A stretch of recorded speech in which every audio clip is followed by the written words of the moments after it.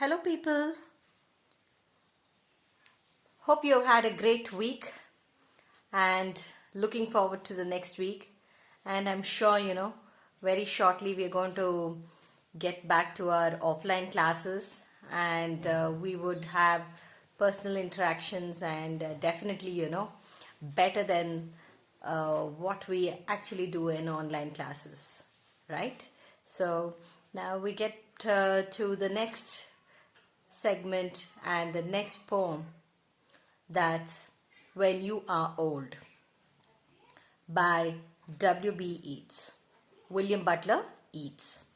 He was born in the year 1865 and died in 1939. Is an Irish poet and one of the foremost figures of 20th century literature.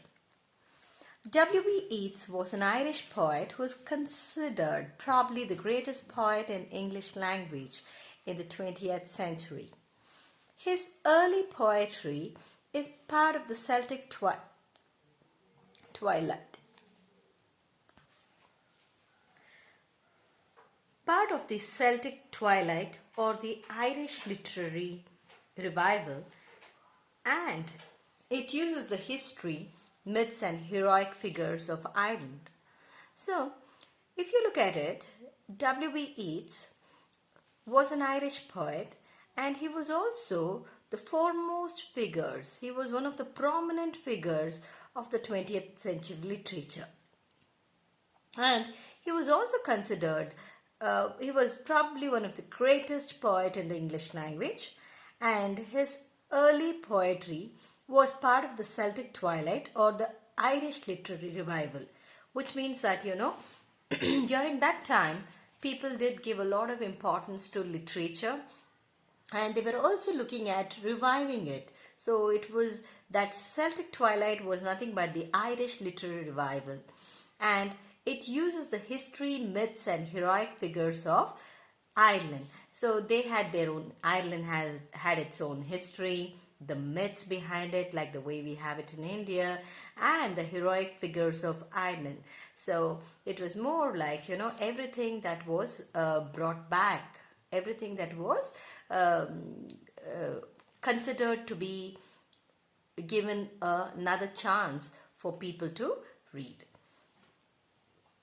And Yeats wrote plays, and he was one of the founders of Abbey Theatre in Dublin and was witness to the revolutionary politics of Ireland. He was awarded the Nobel Prize for Literature in the year 1923. Later, under the influence of Ezra Pound, he began to write modernist poetry, and he is among the great love poets of the world. So, he is also considered to be one of the best love poets in the world, and he won the Nobel Prize for Literature in the year 1923. And in this love poem, the speaker, who's the lover, imagines his beloved in the future when she is old and reading the book of the poems he is now writing. Reading the book, she will remember the past, her youthful beauty and the many who admired her, while the others loved her physical beauty and grace. Only he loved her soul, and her soul searched for something meaningful. However, she will also feel sad that love also vanished. Note how love is personified in the last lines. So, this particular poem is more about, his love for his lady, and at the same time, he's imagining that, how he was, how he would be able to present his poem to his lady love when she grows old. So he was in love, deeply in love with a lady called Morgan, and then somehow it didn't happen. They didn't really get married. But then his profound love for the lady was so much so that he literally loved her soul, and that is this poem about. And let us go through it and let us try and understand what the poet is saying.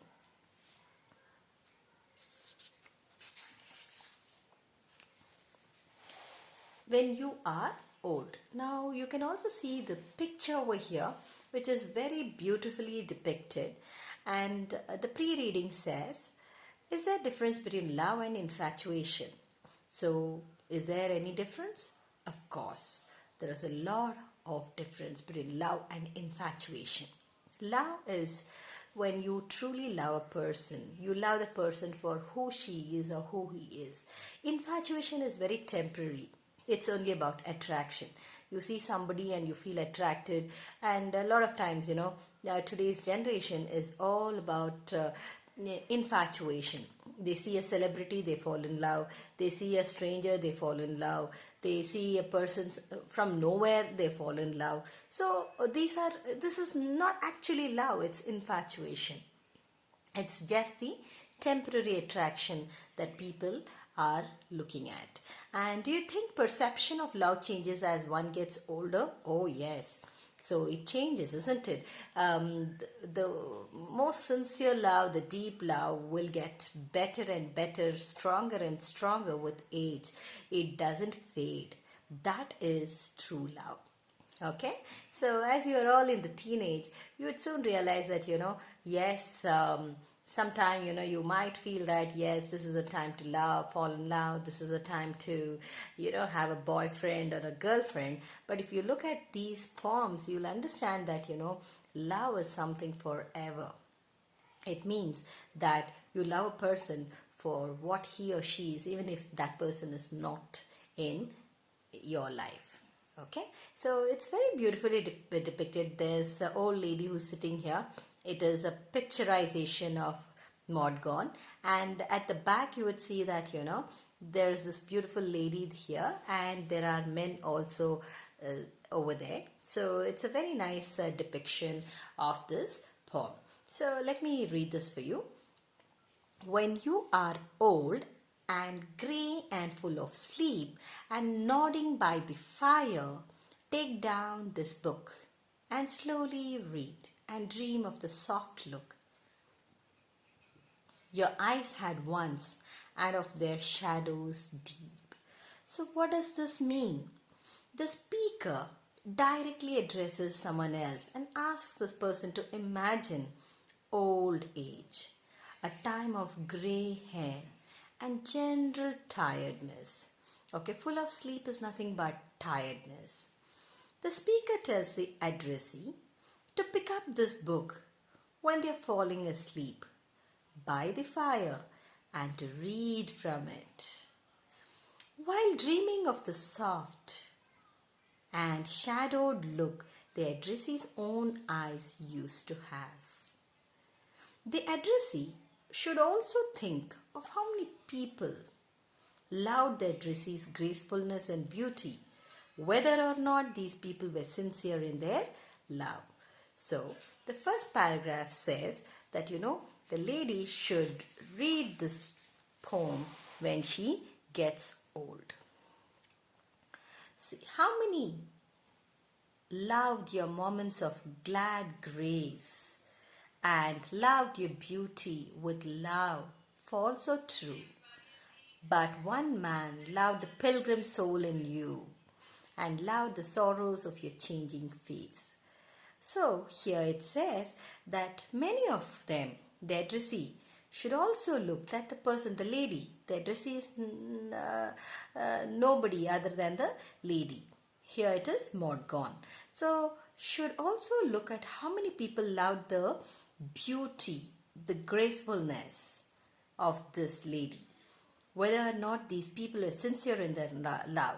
So we don't know whether they were sincere, whether they really were infatuated, or whether they were in love, but they were attracted. But there was one man who genuinely loved the lady, emotionally and spiritually, restlessly. And here, this one man loved the pilgrim soul. Pilgrim soul is nothing but the questing soul, the soul which is searching for true love. And this man loved the sadness that showed on the lady's face, and it changed over the years. So loved the sorrows of your changing face is nothing but loved the sadness that showed on the lady's face, as it changed over the years. The next is, and bending down beside the glowing bars. Glowing bars means the bars of the fireplace which is full of glowing coal. Over here, glowing coal is mentioned as, something. Coal is very hot. Coal is something which is red hot, and it is something probably which is not very pleasant. But here, look at the kind of comparison, the poetic device that is used. It is said that, and bending down beside the glowing bars. When people become old, they sit by the side of the fireplace, and this is Ireland after all. So it's a cold place, cold region. So when she grows old, she would probably feel more colder than anybody. So she would be sitting by the fireplace and looking at those glowing bars. That is what he's imagining. The poet is imagining. And murmur a little sadly how love fed and paced upon the mountains overhead and hid his face amid a crowd of stars. So the speaker imagines the lady bending down to tend to a fire and muttering and saying something sadly about how love ran away to walk restlessly in the mountains and hide among the stars of the night. So it's this poem, which is definitely a sad one, where it's only talking about imagination and how the poet feels about his lady. So this is what the poem is all about. And if you look at it, the complexities are there. There is a strength of feeling, and through the poem, the reader is also reminded that true love of the kind described is rarely simple, easy, or certain, isn't it? So it is something not very easy to understand, a complicated imagination, where the poet is imagining that his lady love becomes older and reads his poem. But nonetheless, his love for the lady, that is Lady Morgan, is so much so that he feels that he has to dedicate something for her. He has to give something to her in her old age, and this is what he could do. All right, so this is the simplest poem that you have in your textbook. Now let us go to the comprehension.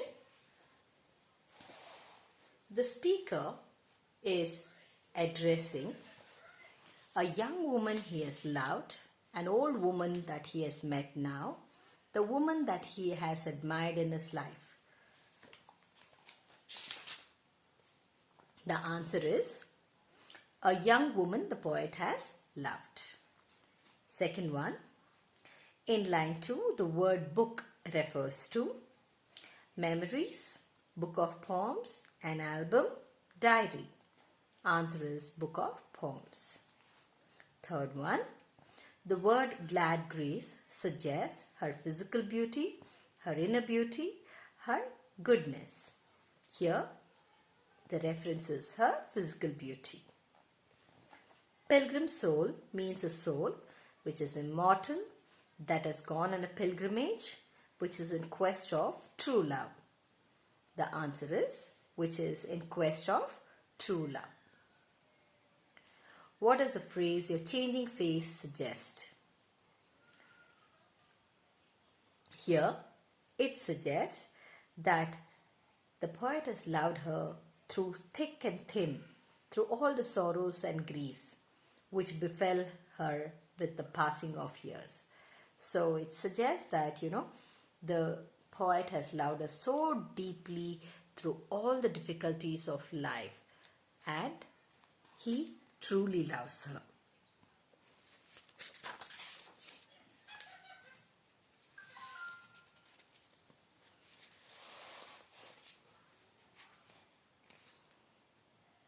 Now let us look at comprehension 2. How is the one man different from the many others who love the lady? Or does the poem bring out the transient nature of beauty as against permanence of love?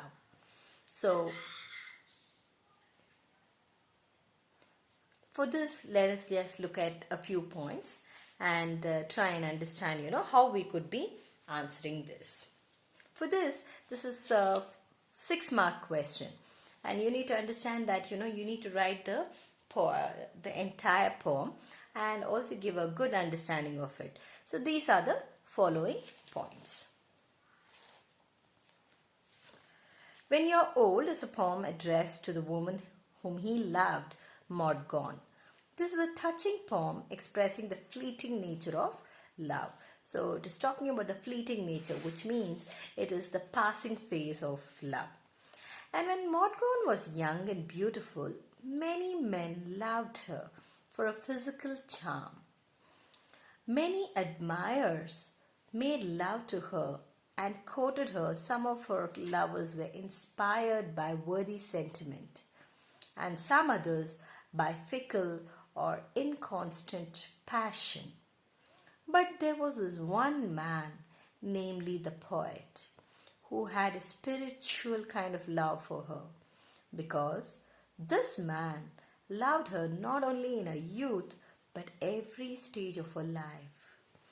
He loved her even when the sorrows and griefs of life had settled down upon her and left a mark there.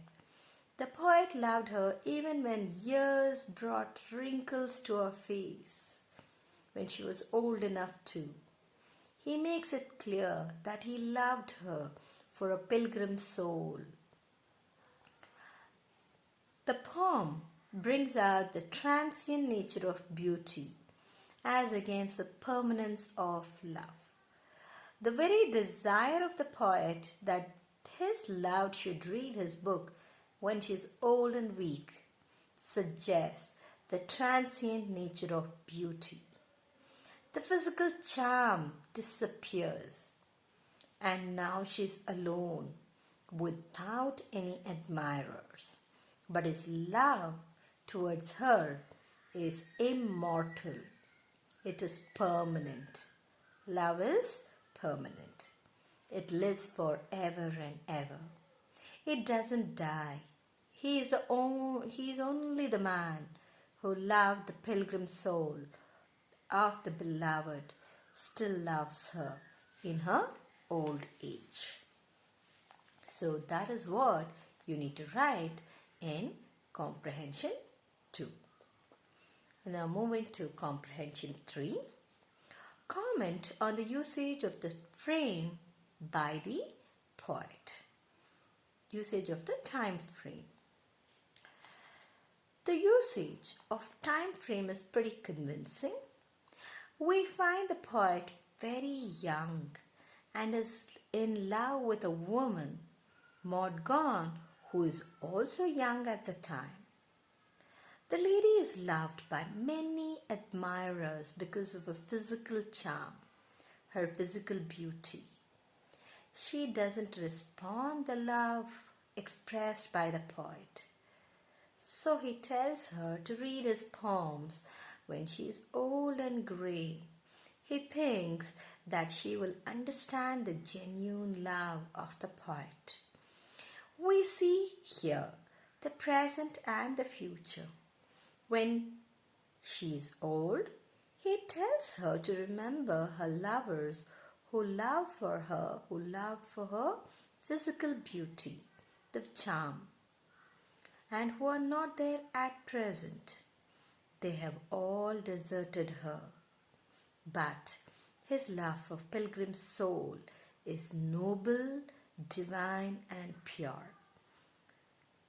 It's noble, divine, and pure. He doesn't love her for her physical charm. His love is not infatuation, it is divine kind of love. The poet always loves her. So here we notice the past and the present time frame mingled by the poet. The past is also there and the present is also there. And I would like to add on that there is also a future, which means that at present he is in love, but then his love is so sincere, he's so honest and so divine that he says, even if she doesn't love him back, it's okay. Let her read the love poem that the poet has written for her in the present. Let her read when she is old. Let her read in the future. So that is the time frame. Moving to the last one. When you are old is a poem of contrast. What purpose do they serve? When you are old is a short lyric. We notice only 12 lines here. It's a love poem. He addresses his beloved Morgane, the poet giving a piece of advice, asks her that in her old age she should take up the book and read slowly. She should dream of her youthful beauty. Here we notice both the poet and his beloved are young. The poet's advice refers to old age. It is a contrast, isn't it? It's a contrast because he is young. He should have actually proposed. He has already proposed, but somehow she has not responded. She has not said a yes. So the only choice he has is at least let her read the love poem that he has written sometime in the future when she is old. And when the lady is young, she is loved by many admirers, by many people, by many men. But when she becomes old, her beauty is vanished. Because when there is beauty, people love. When there is no beauty, people don't even want to propose, right? So that's what infatuation is all about. Infatuation is about just the physical beauty. They see something, they fall in love, right? So it says that her beauty vanishes and her admirers are no longer there because there is no physical charm, there is no physical beauty. So here we notice the contrast regarding the appearance. So the appearance where when somebody was young, they wanted to propose or fall in love. When somebody becomes older, who cares? And the third contrast is between her admirers and the poet. The poet's love is true, divine, noble, and pure. Okay? The poet's love is true, divine, noble, and pure. But the love of her admirers is transient, which means it's temporary. Then we notice the contrast between the presence of the poet and the love fled. We also notice the contrast between the feelings of the poet and his beloved. And to conclude, we find various contrasts relating to the time, age, feelings, and the beauty. So the time, it talks with reference to the past, present, as well as the future. It talks about the age. The age is when they were young, they were in love, but the poet is talking about his love for his lady when she gets older, and his feelings have not changed. His feelings have gotten deeper and deeper. For the present, when he was young and when she was young, the feelings were as strong as when they grow old. When they would grow old. Okay? And the beauty, for him, whatever he saw when she was young, he continues to admire the same beauty even when she would grow old. He never ever rejected the thought that somebody when she has become older, her beauty would have faded. For other men, it has faded, and that's why they have left. But for this man, that's the poet, That's William Butler Yeats. His love is immortal. His love for his lady love is immortal, and he continues to admire her for the rest of his life. So, this is what this poem is all about, and I hope that it is clear. And if you have any questions, you can get back to me. Thank you so much. You all have a great week ahead. Bye.